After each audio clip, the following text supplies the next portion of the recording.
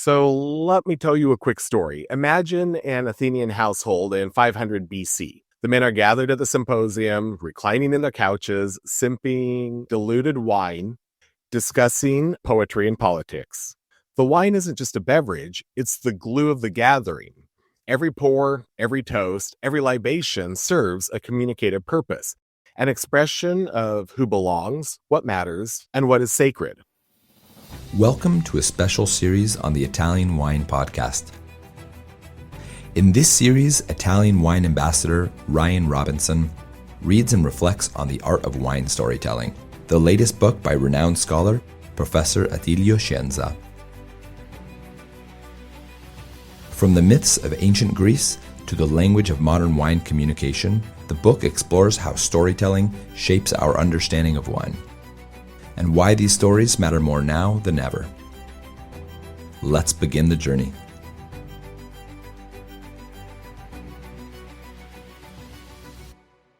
Welcome back to the Art of Wine Storytelling. I'm your host, Ryan Robinson. Last episode, we explored wine's mythological beginnings, the gods, the symbols, and the sacred geography of the Mediterranean. Today, we step into recorded history, where wine moves from divine metaphor to a tangible culture.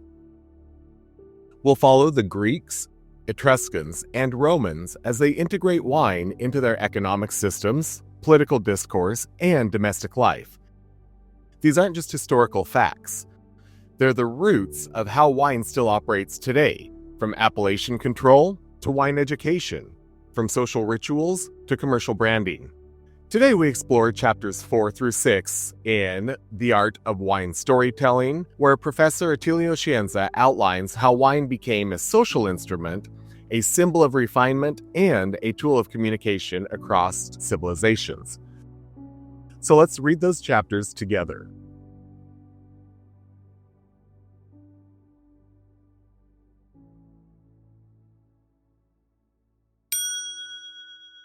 A story is needed. Wine is the result of the coming together of vines and winemaking techniques with distant and mysterious origins, which only with the progress of tradition has found a perfect synthesis in the wines we know. It is a fusion that satisfies, more than any other agri-food product, the desires of eclecticism and syncretism of the modern consumer.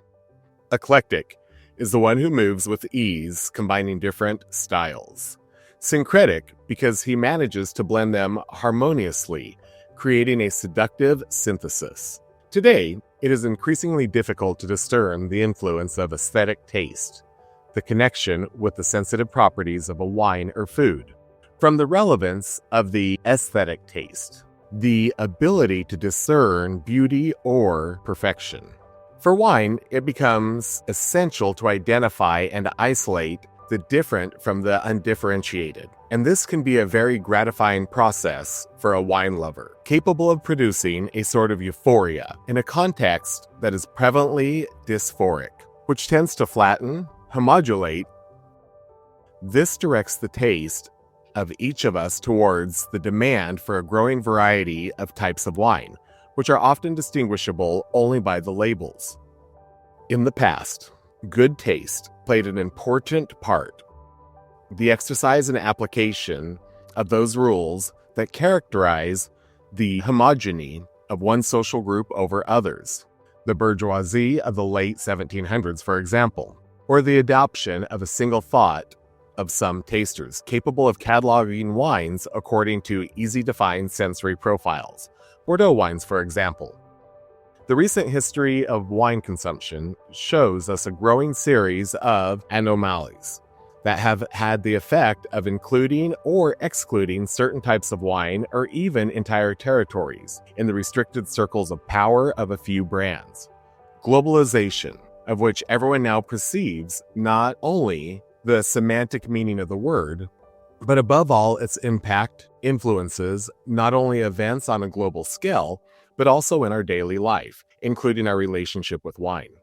In the world of wine, globalization has brought obvious advantages, especially at a mercantile level, expanding the consumption of wine among peoples who barely even knew of its existence, but the disadvantages should not be underestimated. The growing simplification of the kind of wines that are produced today all over the world, often undistinguishable, regardless of grape variety and terroir, strongly conditioned by the single thought, precise sensory models of perfect wines, but without a soul.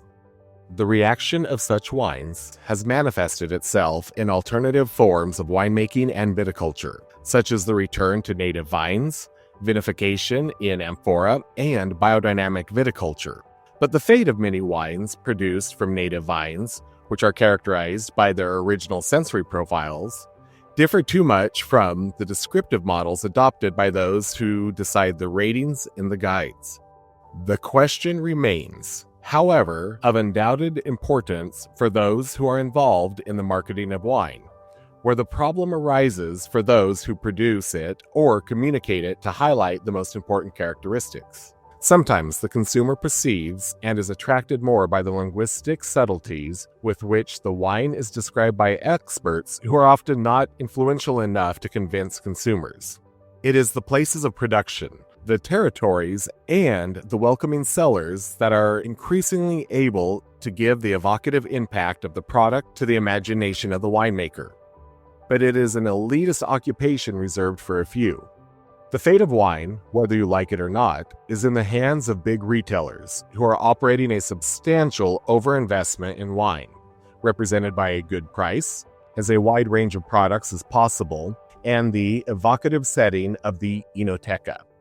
This information is certainly not new, at least for insiders, but it highlights a deficit of marketing strategies that fails to grasp the changes taking place in an increasingly fluid society, where too much information circulates and where it becomes difficult for the recipient to extract meaning of real value to them. We're also witnessing a growing process of de-semanticization of language and attrition of symbolic processes. Hopefully, there can be a renewal in the relationship between producer and consumer capable of transforming threats into opportunities. Horace's expression of mixing the useful with the pleasurable is the perfect sentiment in this regard. In his Ars Poetica, he advocated the use of narration to inspire the reader, carefully combining fun with a little learning. The planet is changing, society is evolving, and wine is not exempt from those phenomena that affect the world of consumption. Wine, due to its symbolic and societal status, is affected more than other economic sectors by these changes to our ways of life. We are witnessing a return of the social, and this has important effects on the market. We have gone from a consumer who based their choices on the impulses of the ego to differentiate themselves from others, to stand out from the crowd, to a consumer driven by phenomena and emulation. For many, drinking wine now means searching for roots, returning to forgotten places, celebrating a memory, renewing a fraternity, or reliving a common experience. The verb excel, which derives from the Latin excellere, which means to push out, does not signify a superior level in the same field, but to enter a different field. To move from good quality to excellent. It is not enough to explain the wine, but it is also necessary to communicate the intentions and commitment of those who are involved in producing it, their values, their vision. It is necessary to present not only the product, but also the producer and the inspiration and methodology behind the product. The quality of a wine, therefore, is based on its sensorial characteristics, can be sufficient or good, but to be excellent, it must have additional intangible values that do not reside in the wine itself, but in its spirit, in the humanity of those who produced it, and in the relationship of those who drink it. The first intangible element that the consumer perceives is credibility and reliability of the producer. Emotions, symbols, and communication of wine. We are prey to our emotions, but without emotions, we wouldn't be able to meaningfully participate in the events of our lives and interact with others. Without emotions, we would be unable to appreciate information that comes to us from art, society, and science. Emotions are linked to the organs of sense, sight, hearing, touch, and taste. Would it be even possible to appreciate a work of art or a piece of music or taste a good wine without emotions? Are emotions the expression of pure and simple mechanisms of behavioral adaptation, or are they the result of constructions? That is, a synthesis that integrates and amalgamates sensory sensations, memory traces, microbehaviors, textural routines, expectations. Emotion is not only based on physical, psychic perceptions, but requires connections with the imagination, understood as the result of the compatibility between the mind and the external world, the so-called common sense. In 1995, Daniel Goleman wrote a book entitled Emotional Intelligence, in which he described the subject matter as a tool that allows us to read emotions, where we weave relationships to get to know ourselves more deeply and evaluate the reactions of those we interact with. The seat of emotions is in our brain, in our temporal lobe, in a teardrop-shaped structure called the amygdala. It evaluates the stimuli that come from the outside world: anguish, curiosity, desire, empathy, nostalgia, surprise. Emotions can also shape our perceptions. The wines of Etna, for example, are celebrated for their quality, but how much of this relates to the observation that its soils are of volcanic origin? How much is our perception of the beauty of the Bulgari region enhanced by the fact that Sassicaia is produced there? The emotion of taste is therefore a product of the exercise of the imagination. In the managerial code, in the experience economy, the production of surplus value is closely linked to the so-called emotional experience and to the sphere of the imaginary through the production of artifacts with a high symbolic component, the brand. Empathy is the ability to recognize and identify what another person is thinking or feeling and to react with similar emotional state, to feel an emotion together. Mirror neurons, the subject of research by Giacomo Rizzolatti, neurophysiologist and professor emeritus at the University of Parma, are a particular class of neurons present in different areas of the motor cortex of the brain that are activated when a human being performs an action, and at the same time, this action also occurs in the observer of the action itself. They are, therefore, important to imitation learning. They can also be defined as the neurons of empathy and can have significant impact on relationships between people. Smile or kindness education, which allows this demeanor to be transmitted to others, shows that the smile is transferred through mirror neurons, almost a parallel brain dedicated to the social relationships, emotions, and actions of various kinds, close to that part of the brain that deals with rational thought. One theory even links the dysfunction of the mirror system with autism. The impact of the mirror neurons is also apparent in the worlds of theater and sports. For example, a basketball player guesses from how his opponent's hands are placed if the ball will go into the basket. In collective social manifestations, especially where very deep feelings are evoked, mirror neurons are activated, and the viewer participates as if he were present in those scenes. The invention of the cinematograph, the motion picture camera and projector, by Lumiere brothers transformed cinema from an individual phenomenon for individual experiences to an event shared by a wider audience. So too, wine has become a social phenomenon, from a culinary experience to a shared emotional one.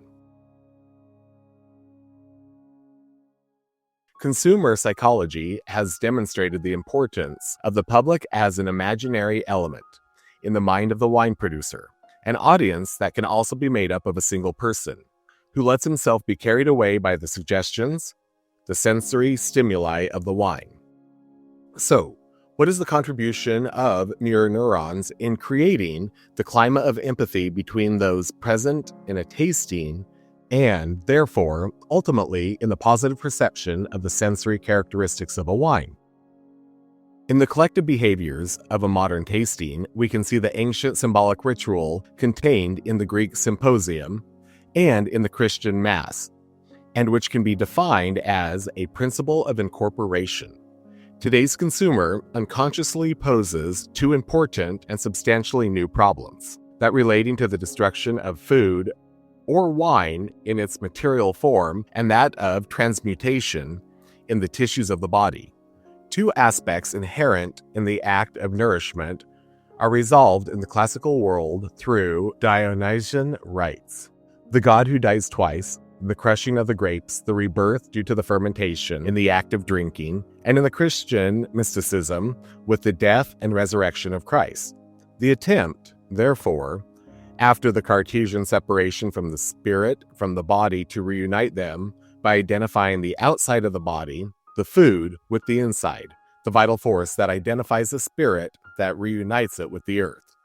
Carl Jung, in the phenomenology of the Mass, recognizes in eating the God the meaning of the sin balin, for which the word symbol is derived. Being together, the alchemy to transform the raw material of wine into a new physical reality, the submission of biological reality to the spiritual need that strengthens the social bond. In the distant past, wine was at the center of the various manifestations of Western societies, such as celebrations for births, weddings, rites of passage, up to the burial of the dead. Now, a phenomenon of de-symbolization is taking place, which testifies to the progressive distancing of modern man from the suggestions of myth. What are the consequences on the sociology of wine consumption? In the Greek symposium, as in the shared consumption of wine nowadays, where a wine is accompanied by interesting conversation shared around the table, it is difficult for the evocative aura to lead to drunkenness. It is the drinking of young people who want to get drunk quickly, not so much the drinking on an empty stomach, but drinking with an empty brain. Like it or not, we must return to the religious significance of wine, not so much in terms of faith, but in the sense of belonging, by which we understand the profane customs and ceremonies that legitimize a society and link it to a territory. In wine, we find the scent of a landscape, of Mother Earth. Those who choose not to drink wine send an important message. They do not belong to this land. It is hoped that in the period of crisis, as happened in the time of the methanol scandal, there can be a renewal capable of transforming threats into opportunities. Put in brutal terms, the world of wine must find a convincing answer to the radical consumer question: why should I drink your wine? In recent years, we have witnessed the proliferation of wines, mainly managed by marketing men, with the workers of the vineyard in the background, their role reduced to a bare minimum. A triumph of image over substance. An attempt was made to create an almost magical expectation of enjoyment and pleasure with no expense spared on special effects. Then, at the moment of truth, the encounter created between the much vaunted wine and the taste buds of the consumer, there was often a significant gap between expectation and reality, both sensory and emotional. This sequence of seduction, illusion, and subsequent delusion leads to a crisis of credibility and trust and translates into a continuous slump, a bit like the syndrome of the seduced and the betrayed lover. In this case, taking refuge in other categories of wines. It is desirable, therefore, to pursue a more sober style of communication, which creates direct channels of engagement between the producer and the consumer, enhances the connection with the product itself, promotes greater information transparency, and resonates with the recipient. This can be achieved by conveying information which emphasizes the passion and contribution of the winemaker, as well the common bonds and shared values between the producer and consumer. In short, communication that should abandon itself to the pleasure of telling and retelling stories. Communicating wine and art for the few. We are witnessing a great change in the approach to judging a wine. As in cinema or fiction, where criticism can represent the endpoint for a book or a film, criticism can also represent the final point for a wine. Comments provided an interesting, new perspective. They opened up worlds and showed new and sometimes surprising ideas. There was also the judgment of ordinary people who drank a wine or read a book and talked with friends. With the existence of social media networks, everything has changed. First, because the democracy of the web does not easily tolerate the authoritativeness of the critic. To be honest, often not very authoritative. And then, because common sense cannot be summarized in a like or don't like. We read opinions, judgments, expressions borrowed from almost everywhere. We try to prove that we are better than others, but often we lack the necessary experience and knowledge. One result, however, has been obtained. Eliminating the unique thought of opinion leaders who have codified the canons of quality, often not for the merits of the wines, but for the benefit of their members. When presenting wines, we must avoid using emphatic and redundant language from a lexical point of view, full of rhetorical and syntactic figures, full of subservient and nominal phrases. Avoid proposing the false distinction between a technical evaluation and one of pure pleasure. Avoid transforming technical sheets into tributes or tools that claim to do everything: describe, analyze, classify, and reward.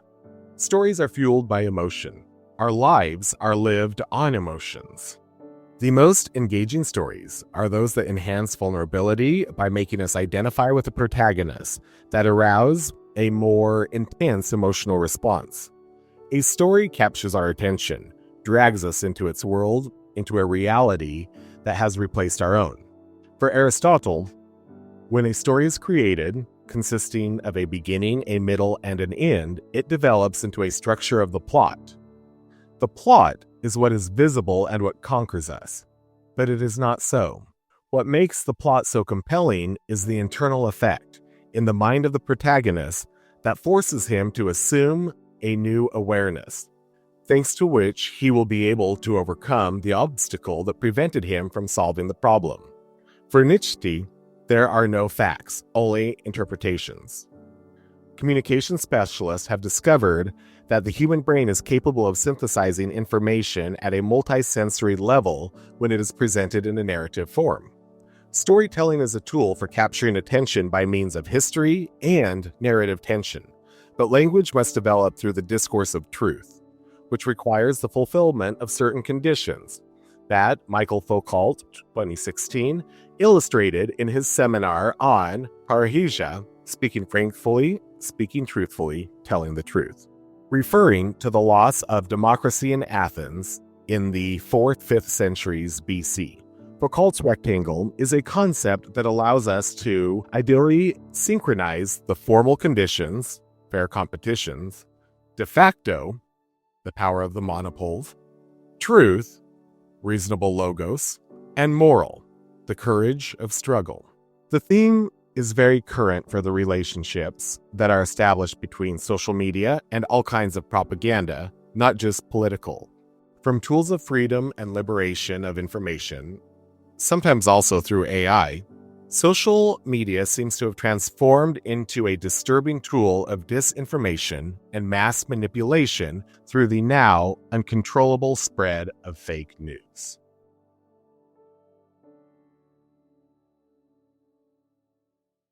Starting with the chapter A Story is Needed. In these chapters, Professor Scienza reminds us wine has never been about what's in the cup. It's about the context of the cup. The Greeks and the Romans used wine as a narrative tool, a way to express values, class, connection, and to provide a worldview. So let me tell you a quick story. Imagine an Athenian household in 500 BC. The men are gathered at the symposium, reclining in their couches, sipping diluted wine, discussing poetry and politics. The wine isn't just a beverage, it's the glue of the gathering. Every pour, every toast, every libation serves a communicative purpose, an expression of who belongs, what matters, and what is sacred. Fast forward to today, where wine still frames moments of significance, We see this when we toast at weddings, we toast. In negotiations, we uncork. Wine menus are developed to mirror the story of the restaurant, or at least they should be developed to mirror the story and the uniqueness of a restaurant, although not always the case. Even the language we use, structure, soul, balance, when talking about wine, those words echo an ancient need to assign a narrative to liquid. Modern winemakers continue this tradition when they choose to name wines after historical events, family legacies, or regional folklore. By making this personal connection, winemakers are developing the narrative. They're developing a story, because a story is needed. Without it, wine really is just fermented juice. In the next chapter, The Emotions, Symbols, and Communications of Wine, Shen's insights into wine as a communicator resonate especially well today. In ancient Rome, amphora were stamped not just with volume, but with symbols of estate, region, and prestige. Those amphora spoke to the market, just as labels do nowadays. With today's labels, we see a minimalist natural wine with a hand-drawn topography, or an impressive Bordeaux chateau with a gold embossed crest. These are all visual languages. They communicate the intention, perhaps the heritage, and definitely they translate the emotional tone of the wine before a cork is even pulled. I really believe we first taste with our eyes. After looking at the label, then we have the wine itself. So the Romans had a vocabulary for aging, body, aroma. They began the process of translating emotion through wine. That same impulse lives in today's sommelier culture. We are still trying to give language to feelings. This Syrah feels brooding. This Riesling sings. I think singing is the most common one. Or if you're in today's Gen Z generation, instead of this Riesling sings, it'd be this Riesling slaps. Either way, this construction of words, they translate to a feeling about what's inside the glass. Shenza teaches us that wine is both symbol and message. It's one that transcends time. Whether it's the symposium, the tasting room, the Instagram post, wine is still speaking. Are we listening? The final chapter covered today, Wine and Society, an Evolving Relationship. I think one of the most important lines of these chapters is how wine adapts to the needs of society. The Etruscans used wine to open trade routes. The Greeks, they used it to educate. The Romans used it to build an empire and regulate civic life. In each case, wine molded itself to fit the priorities of that time, of that era. The same is very true today. In the 20th century, wine became a commodity, mass-produced, industrialized, globalized. In the 21st century, it's shifting again. It's now about sustainability, identity, wellness, and experience. These are terms that we hear in the market, we hear from producers, we hear from sales reps, and we hear directly in consumer settings, whether it's retail or restaurant. Wine constantly evolves to reflect that of which we value. Even the rise of alternative formats, so now we see cans, kegs, refillable growlers. I really enjoy this refillable growler idea. It creates a community by bringing you in with your growler, into the winery to refill, to taste wine. It represents a new stage in wine's social adaptation. The Romans used clay, we use aluminum, but the motivation is the same. Wine is made to reflect the moment. I think that's an important takeaway from that. In closing, what do these chapters ultimately reveal? That wine is not static, it's relational. It changes based on who's drinking, why they're drinking, and what message the culture needs it to carry. The Greeks made it sacred. The Etruscans made it global. The Romans made it structured. Today, we are making it emotional, personal, and hopefully increasingly transparent. Modern winemakers, whether crafting traditional Brunello or dabbling with an experimental skin contact orange wine, we're still participating in the same conversation the ancients started. We still ask, what does this wine mean? And in turn, what does that say about us? In the next episode, we explore how Christianity preserved wine through ritual and how monastic orders became the architects of modern terroir. Thanks for joining me. I'm Ryan Robinson, and this is The Art of Wine Storytelling. Until next time, salute. You've been listening to The Art of Wine Storytelling by Professor Attilio Scienza, read and commented by Ryan Robinson. The book is available now on our site, Mama Jumbo Shrimp, and Amazon. Follow the Italian Wine Podcast on all the major platforms so you never miss an episode. And don't forget to rate and review us.